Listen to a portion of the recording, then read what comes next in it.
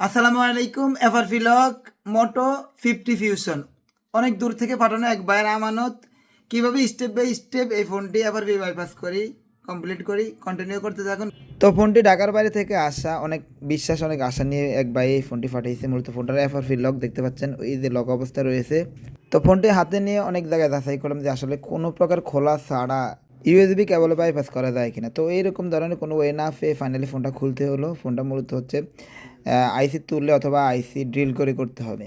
তো বাইককে কথা দিয়েছিলাম যে খুবই যত্ন সহকারে কাজটি করার চেষ্টা করব, বাকিটা দেখা যাক কাজটা হয় কি না। খুবই নিখুঁতভাবে কেটে স্টিল সিলগুলো তুললাম কোনো প্রকার হিট ছাড়া। তো যেই দিক দিয়ে আমি আইসি তুলবো ওই দিক দিয়ে একটু জায়গা করে নিয়েছি। তো আমার যতটুকু সম্ভব ছিল আমি অতটুকু সেফটি নিয়ে কাজ করতেছি, বাকিটা আল্লাহর ইচ্ছা। আইসি তোলার সময় আমি যে টেম্পারেচার অথবা এয়ার ইউজ করেছি এটা অ্যাজ ইউজুয়াল এর থেকে বেশি দিয়ে আমি অন্যান্য সিপি অথবা আইসিগুলো তুলে থাকি। তো এটাতে আমি একটু কম দিয়ে তুলেছি। তো এই কাজটা আসলে না তুলে অনেকে ড্রিল করে করে থাকেন। তো আসলে আমি মনে করি ড্রিল করে করার চাইতে আইসি তুলে কাজ করাটা বেটার। আসলে আমি ডিল করার চাইতে আইসি তুললেই কাজ করতে কমফোর্ট ফিল করে থাকি। তো এখানে দেখতে পাচ্ছেন আমি বক্সে লাগিয়েছি, আইসিটা দেখি ডিটেক্ট করে কিনা। মূলত এই ধরনের আইসিগুলো উঠাতেই নষ্ট হয়ে যায়, যদি ঠিকঠাক মতো আপনি উঠাতে পারেন বাকিটা ইনশাল্লাহ লাগাতে আর ওইরকম নষ্ট হয় না, রিভিল করতে নষ্ট হয় না।